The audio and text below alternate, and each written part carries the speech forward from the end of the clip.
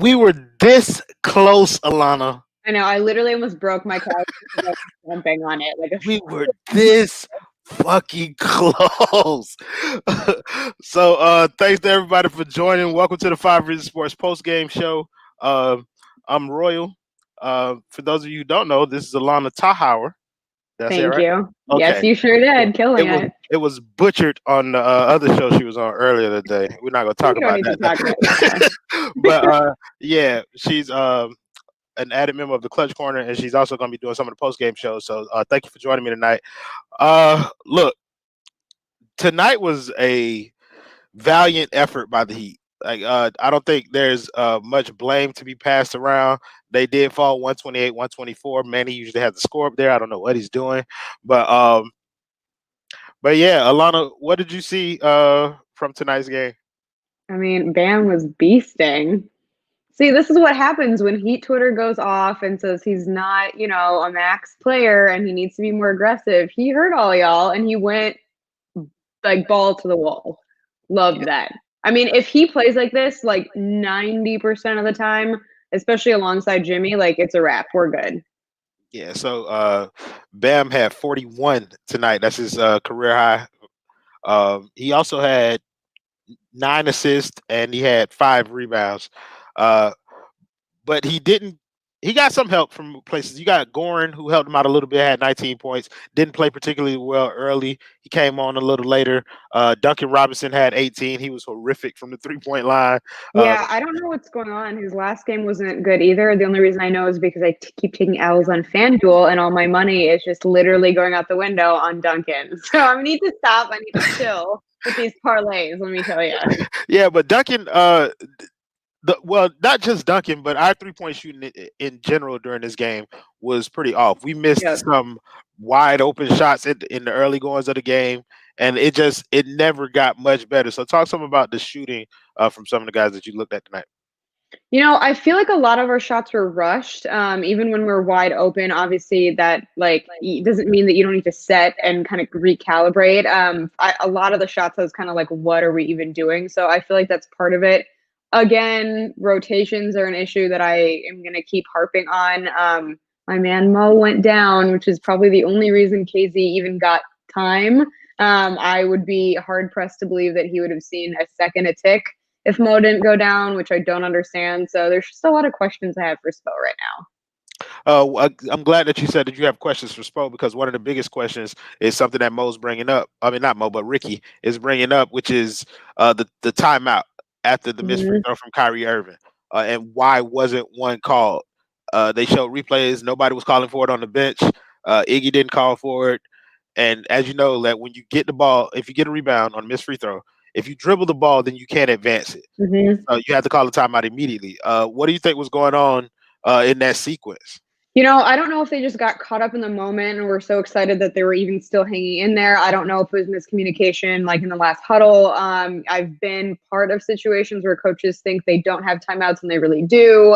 So I don't know if it was that. It's kind of inexcusable, though, especially, after putting on such a performance, like to have that perhaps be the reason why. I'm not saying we would have won with that, but it definitely would have helped. So I'm curious to see what they're going to say about that one. Yeah, Adam's in the comments trying to cause a disruption. He said that the team started. He said the team started playing better when Mo went out. But to his credit, at the beginning of the game, Mo was having he was having his best offensive game of the season.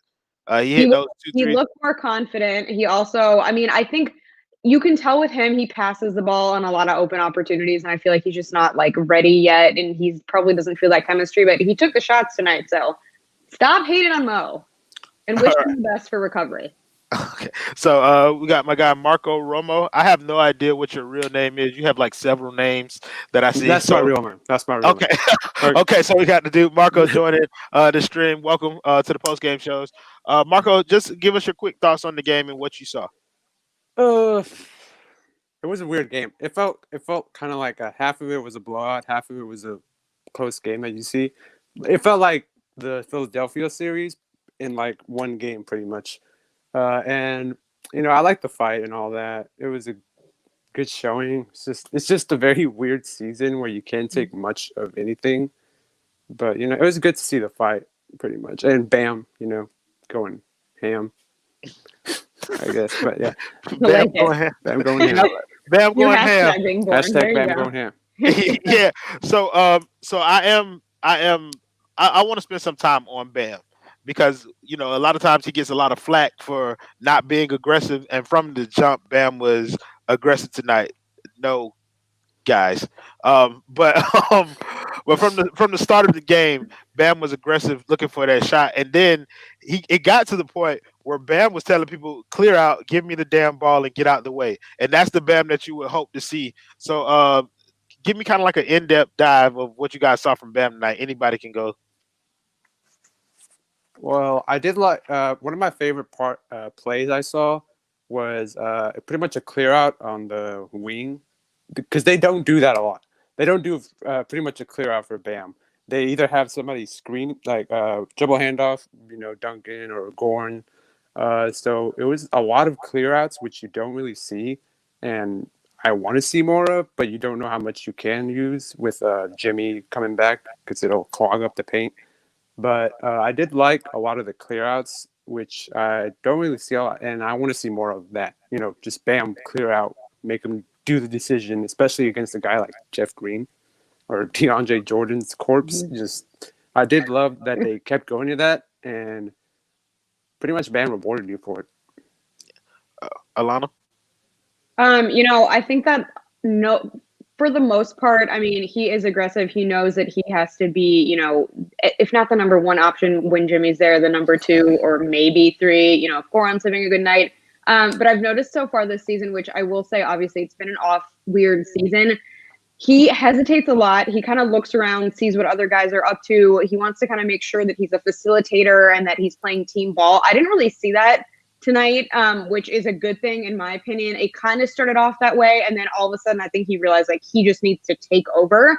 And that lack of hesitation and just kind of like owning the moment, I think is huge. We're not going to see this from him every night. It's not possible, but I think the more that he has this mentality, the better. Obviously, if another guy has a better look, do that. If you're, getting locked up on defense, fine. But I think the fact that he wasn't in his head as much and he just kind of took over, that was huge to me. Yeah, so one of the comments that's coming in now from Adam is, how did the Heat lose the rebounding battle so bad?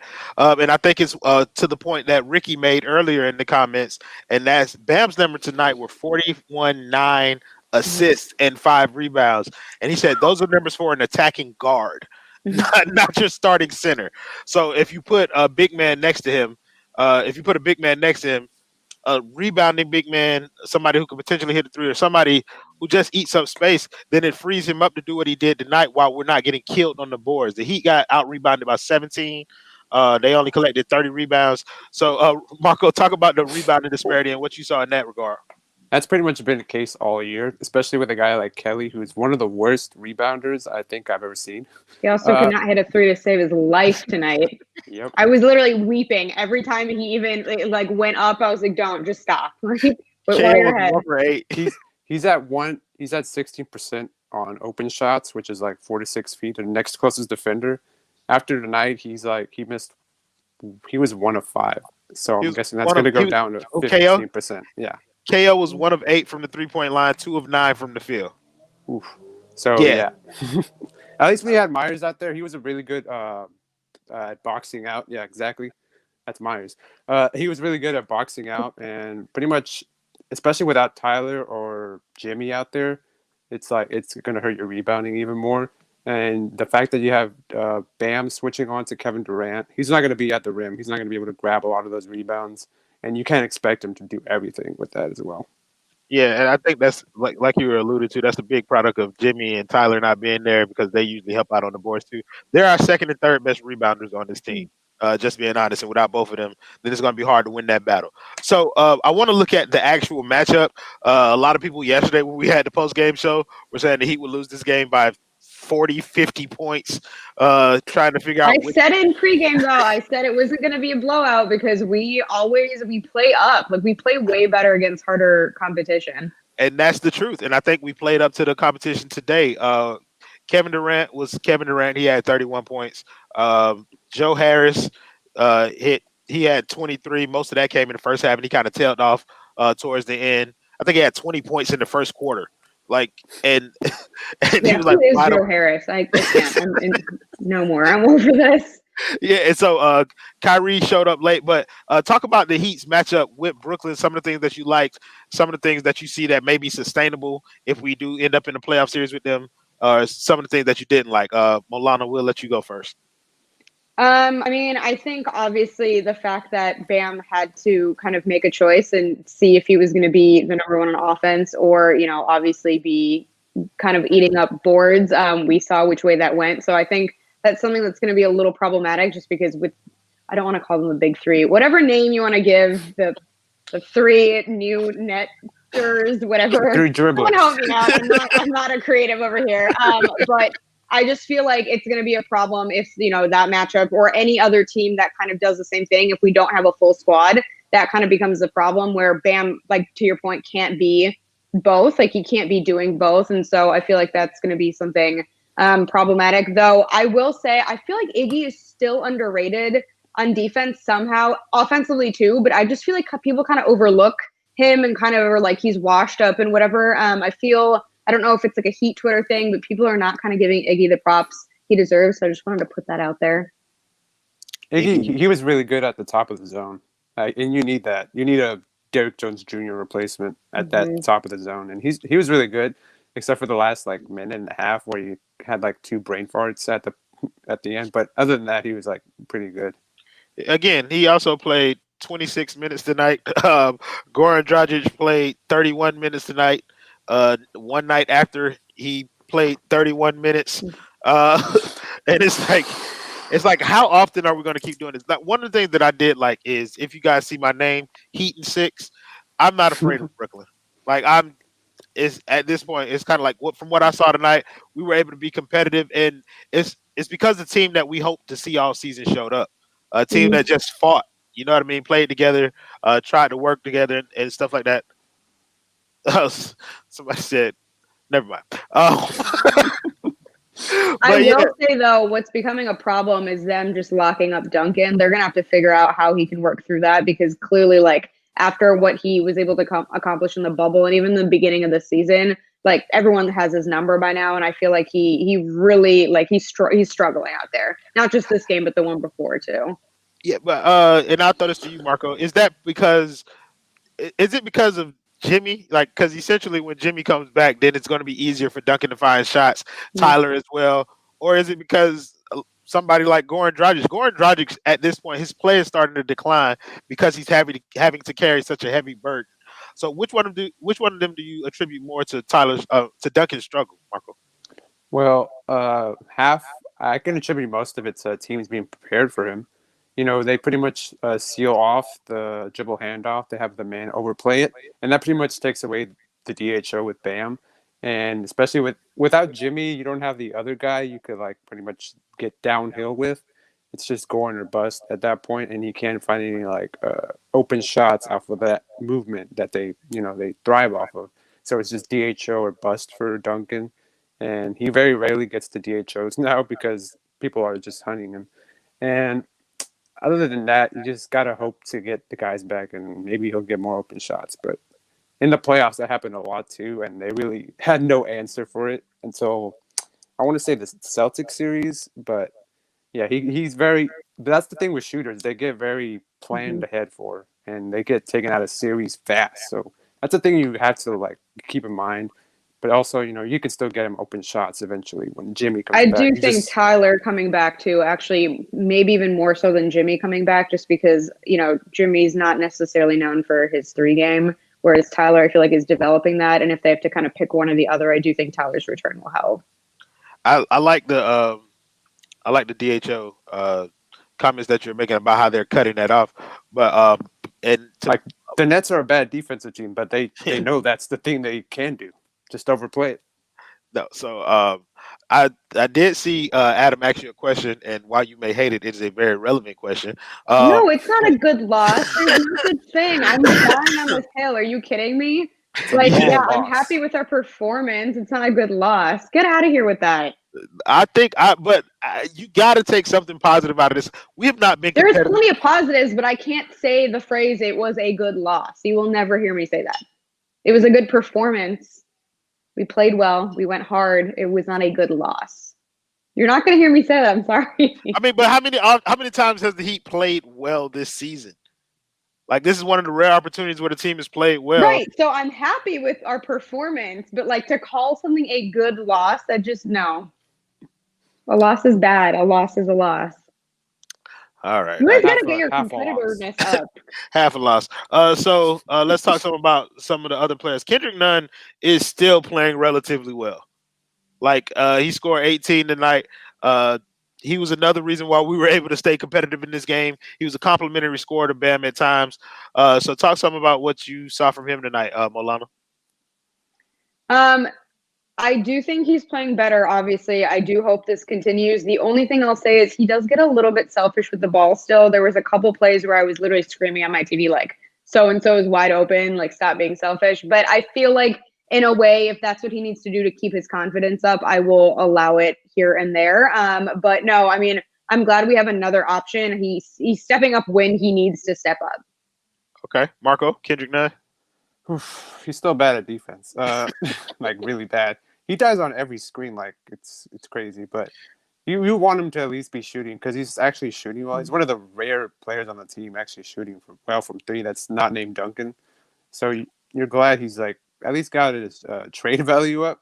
So you might trick somebody into taking him, but you need somebody to take these shots that are there. And I'm just glad he's like at least might be getting traded for something else other than a second rounder. That's a good point. Yeah.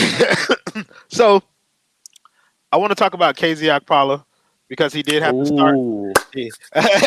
I mean, I know this is talk everybody. about it. Yeah, so everybody saw that when Mo got hurt, they put KZ in to start the second half.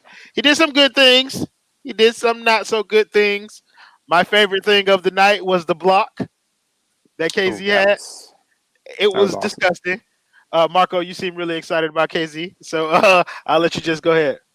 I'm more excited to talk about him because I did a whole piece about him on 5 reasons. You can go check that out and plug. I just want them to try him. This is a season where you can try players. You're trying Gabe Vincent, for Christ's sake. He's shooting every time he's out there. You're trying Max Strus over him, who can't play defense like KZ can. Even KZ, who's such a bad, off-ball defender, he's still a really good on-ball defender, and you just want to see what you have with him. You talk about him about how he's this like amazing prospect you traded 1 million second rounders for. You have to eventually see what you have. You can't hide him at the end of the bench forever. One of the things about KZ that keeps him off the court is that he's a terrible team defender, which makes the block so much more interesting because it was help defense that he got it on. Alana, what did you see from KZ? First of all, I just want to reiterate the fact that I don't think he would have played if Mo didn't get injured is so problematic. Like, I don't get what's going on. I know, I mean, the Heat are like tight-lipped about everything. So whatever is going on, they would never talk about if there's like an alternate motive here. But like, I don't understand. To your point, it's, you hyped him up. You got everyone excited about him. He was looking great. And then all of a sudden you just sit him. And it's not 1 game or 2 games where it depends on the opposition or, maybe you could chalk it up to injury and they're just not reporting it. Like something else is going on here. And honestly, I just don't see how is he going to progress if he doesn't get tick? Like forget about helping the team now, which is something we definitely need. But as like player development, the Heat are so good at that usually that I really don't understand why they're not making that a priority, especially right now if like, we're not really on the brink of anything. I think we're probably still 11th in the East. Like now is the time to get him developed so he can help later on, once the team is healthy. So I have no words and I don't get what's going on. To your guys' Gabe Vincent point, Gabe Vincent was 1 for 5 tonight, 0 4 from the 3. He had My 3 friend assists. literally texted me, "Who the hell is number 2? Get him out." And I was just like, I don't want to talk about this. Yeah, KZ had 3 points, 2 rebounds. Like I'm with everybody. I don't understand why he's not getting the opportunity to throw himself or throw his name in the ring for that power forward spot in the rotation. Marco, you have a guess at all? Of why? Yeah, No, I pretty much laid it out on the piece I wrote that yeah. people have also said that it's for they might be hiding him for trades. That's just not how Miami operates. They don't do that kind of stuff.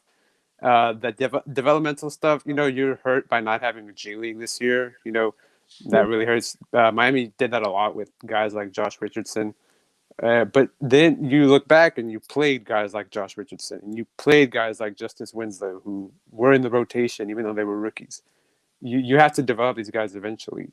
And it's a different beast this season, right? So knowing you don't have the G League, even if that's not something you necessarily usually be comfortable with, like you just have to do it. You have to work with what you have. And right now they're not doing it. And like I said, like now is the time. We're not on the brink of anything. Like if you're going to experiment with all these different rotations, most of which I still have a problem with, like you might as well give him a chance. I don't know if tonight's going to change anything moving forward, but maybe it depends on how long Mo's recovery takes.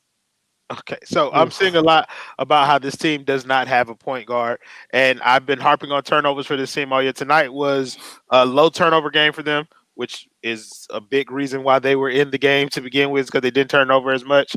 But we don't have a true point guard on this team. Uh, do you guys believe that's something that this team needs and could help, or would have helped in a situation like tonight? I'm not so strung out about the point guard thing. I don't think you need a point guard. You just need a guy to get downhill.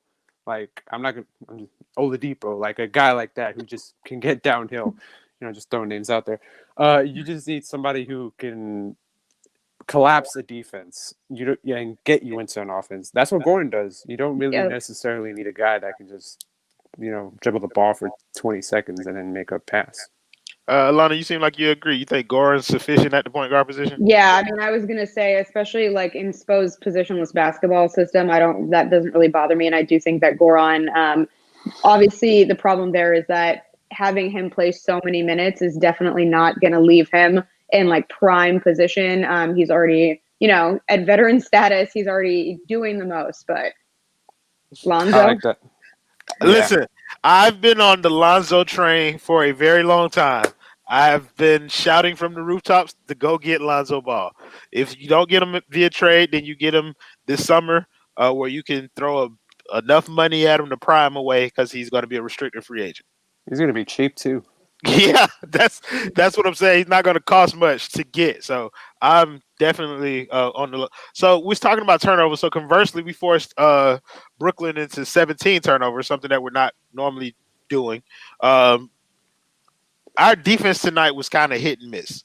Mm-hmm. Like in spurts, it was great, and in and in other areas we were horrific. So I thought it's to Alana, topsy-turvy nature of the defense. Yeah, I mean, I just feel like topsy-turvy is just the best way to talk about this entire season so far. I also think that we got probably really focused on offense and trying to, once we cut that deficit, I think we were just so kind of like zoned in on, getting back and hopefully taking a lead that kind of took a back seat. But I mean, especially against guys like KD and Harden, that can't be the case. Miami was the zone was very hit or miss. Pretty much sums up the night. They were giving up about 1 million corner threes to Joe Harris or Kevin Durant. The zone, and it was being dissected by James Harden like crazy. He got the ball to the free throw line, which is where he's supposed to get the ball with the zone, so easily, and so like he just manipulates the defense so well, even in the zone. So it was pretty much like pick your poison. You're gonna go 1-on-1, or you're gonna go zone. You're gonna give up 120 at least to these guys. That is one of the best points that's been made all night about how James Harden manipulated the zone without taking a goddamn shot.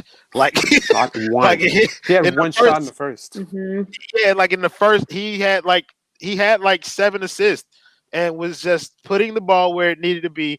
And let's talk something about the roles that they were playing. So essentially, James Harden is playing the point. Kyrie's playing the 2 and Kevin Durant's doing what the hell he wants to anybody he wants out there? Yeah, I mean, that's why I said in pregame, like, KD's the biggest threat by far because obviously they're all talented. They all do what they do, but KD does literally whatever. He fills in the gaps so well for them. It's insane. How easily he got the 30. I didn't even notice he had 30 until they mentioned it. That's the point. Yeah, like he's like a silent sniper. But you saw like even Bam scored more points than KD tonight, which is something that you're rarely going to see. But we saw Bam getting his 41. Like we saw him. It was a loud 40. Right. Everybody knew that Bam Adebayo was being aggressive that night. KD, it was almost like I don't remember him in the game. But he ends up with 31 points. So that was like him in Golden State. He did that a lot. Yeah, I mean, that's because when you get in trouble with the shot clock, then you just pass it. Another thing that was happening in that zone is DeAndre Jordan. Like he only ended up with 8 points, but it seemed like all 8 of his points were dunks that were wide open at the rim. That's all he does nowadays, though, right? Is that? I mean, I will admit I haven't watched as much as I probably could have, but I literally feel like that's all he's good for at this point. Somebody, could you put that comment? He's washed. Yeah, it's over with. It says, do you think this is Bam's ceiling between 21 to 24 points per game, 10 to 11 rebounds, 5-6 assists, or that's like 6 to 7 assists, and 1.5 2 plus? Do I think that's that there is no ceiling? There you go. But no, I do believe that Bam can get to those numbers, and I do believe Bam can eventually pass those numbers based off of what I saw tonight. Those are Giannis numbers. Yeah, I'm a big believer. Shooting. I'm a big believer. I'm a big believer in Bam's game. I believe that it literally doesn't have a ceiling, and that he can do pretty much anything that he puts his mind to, considering the leaps that he's already taken. So you take leaps from last year to this year. That mid-range jumper is almost automatic. So he was hitting guys with the Dwayne Wade move. He hit Kevin Durant with a move that Kevin Durant hit him with. So Kevin Durant hit him with a move. Yeah, Kevin Durant hit him with a move in the first quarter, and he hit Kevin Durant with it in the third. You saw KD laughing at the end of that. He was like, he knew what was going on. Yeah, man. So I mean, okay, so it's going to be a while. It looks like we're still going to be with the same lineup on Monday. Talk about. Yeah, can I ask you something about that? What's honestly going on with Jimmy? Because I feel like he's been out for 3 weeks now. Like protocol, that is literally the vaguest thing ever. So I don't know the answer to that question. Which I feel like no one really does. Like there are people who it's some I don't want to start a conspiracy theory here, but something's kind of not right. Am I the only one? Neither do I. I don't want to. Yeah, I don't want to say I don't know what it is. I don't know if it's injury, something else. I don't know. But if Miami ain't saying, I'm not saying. He's out right now, and he'll be back when he's back. And so I just needed to acknowledge the fact that some sus stuff. Oh yeah, absolutely. But that kind of leads into my next point. Like we've seen kind of the ebb and flow of what this team looks like without Jimmy, without Avery, without Tyler. Does this kind of performance give you guys more confidence in what this team can look like once we're whole again? Marco? Depends on what whole is. You're not, or if you're ever going to get that in this kind of year. That's true. You just don't know when guys are going to be in the lineup every night. But it does give you confidence. You could compete with Brooklyn, but I mean, the Cavs compete with Brooklyn, so you don't know how much that says about you. You just want to have a sustained effort with at least 2 of Bam and Jimmy out there together. And when you get Tyler back, you just hope you have enough, as Spo always says. Okay, so before I throw this to Alana, Adam Barai says he likes this Marco guy. You're never coming on again. I'm canceled. Yeah. Trained me like none already. Come on. Oh, we lost Royal. Oh. Bye, Royal. I think he's going to throw it to you. They put him in timeout. No, I mean, I this definitely gives me hope. I just think, to your point, what is a full team this season? It would be great to have everyone, but even just having Tyler or Jimmy at this point, having Avery Bradley's defense would mean the world right now. But I think that like this does show me something. I think my biggest gripe is still the rotations, and that's just going to be probably a problem for me for the long haul here. So yeah, you want to have a set rotation, which it looked like they were going to have some sort of semblance of that. You were going to have the first three guys off the bench: Precious, Avery, Gorn. That was set. And the three most important guys you were always going to start with Jimmy, Bam, and Tyler. Oh, and Duncan. So you kind of had a set rotation, but it gives you hope that it's like that's going to be where you're going to be at by the end of the year if everybody's healthy. If everything, yeah. Oh, Okay. welcome back. Yeah, so you guys see the background change. You saw me get kicked out of the show. That can only mean that Clutch is somewhere back there masterminding. We want to thank Andrew Green for the donation, man. Appreciate you. You could have left a comment or something for us. So Thanks for the money. oh my God. So they're asking for this video again. It's honestly been like in my nightmares every night since.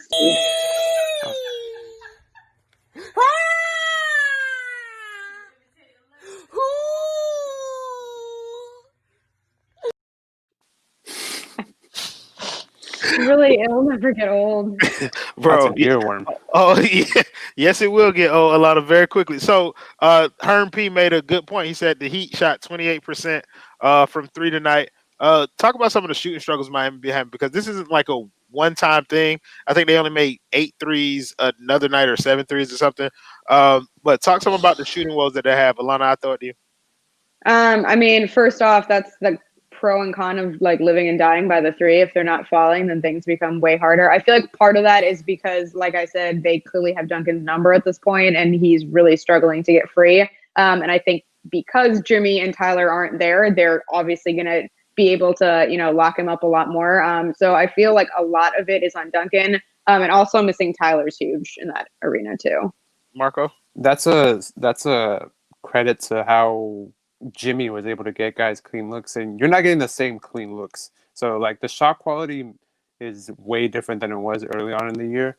You're getting defended closer, except for Kelly Olynyk, who's missing every open three.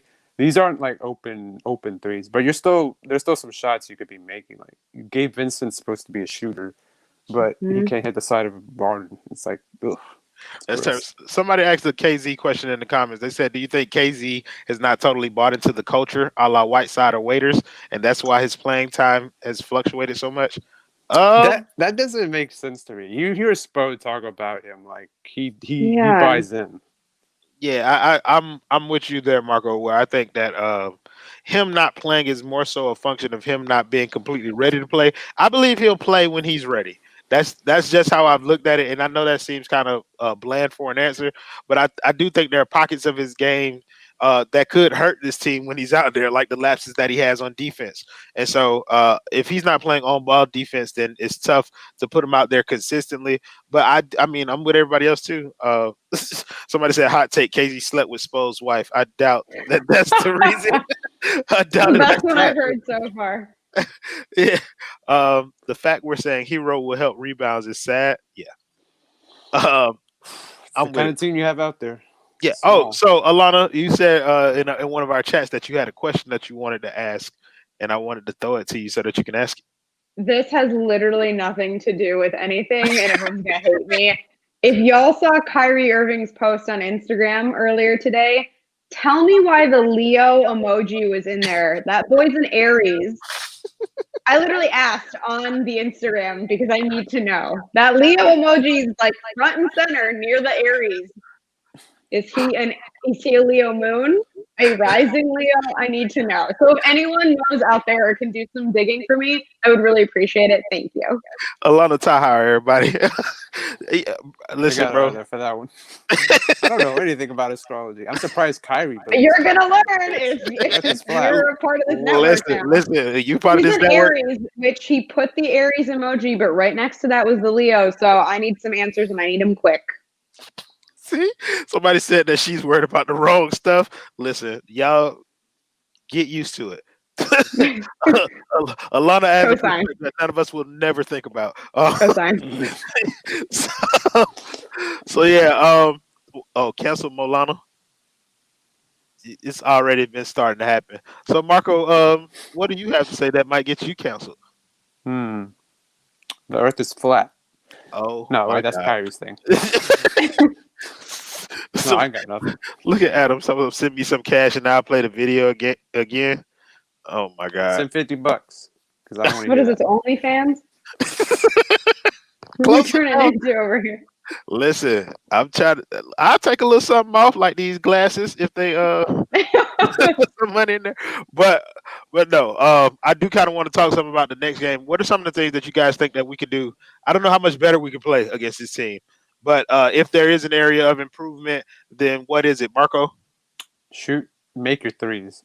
Oh, okay. This is the kind of team that lives and dies by the three, and hope you get Tyler back. Maybe that's about it.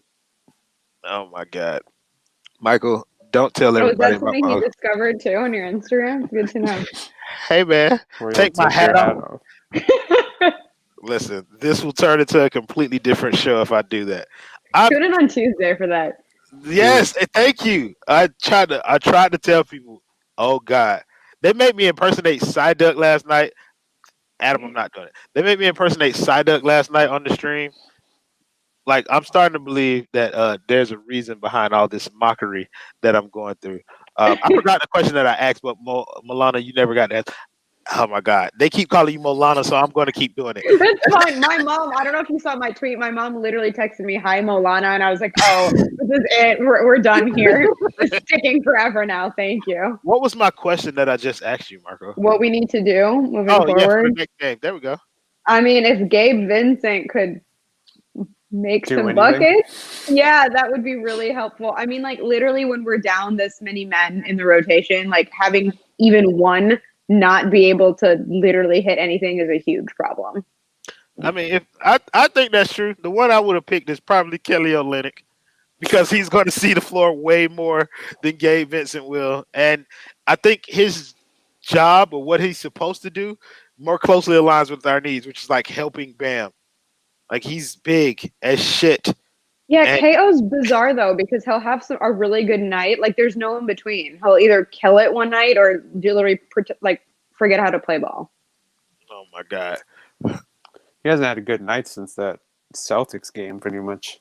look at he talking about thoughts on the next game. Adam, have you not been paying attention? That's exactly what we're talking about.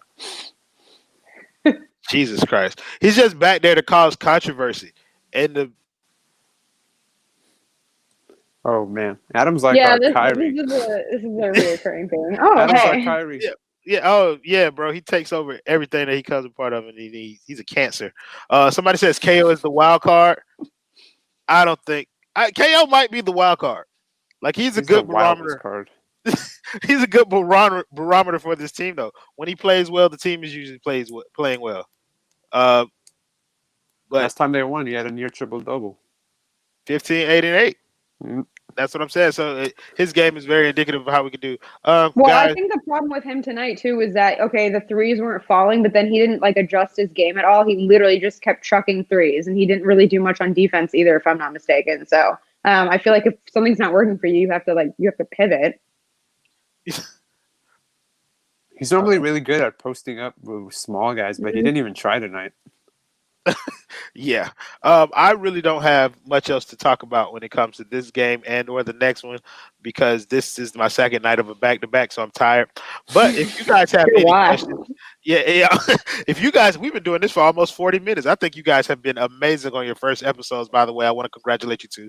But if you guys have any questions, anything that you want to talk about that we didn't get to. No, I just need my Kyrie answer. So someone go figure that out. Actually, go figure that out and then chime in on Tuesday and let us know what's up. And then I can talk about it. I was about to say, I hope you don't think we're finna continue this fucking stream until they find that answer for you. No, absolutely. But just do some investigative work. You have a few days and then Tuesday it's on and popping. Okay. Well, Marco? I got nothing else. All right. Well, you guys did an absolutely phenomenal job. So thank you guys for joining me tonight. Thank everybody in the comments for making it more lit than usual.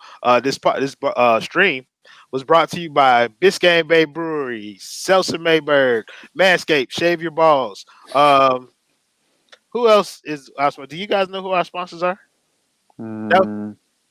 You talking to You us gotta or the talk to comment Ethan. section?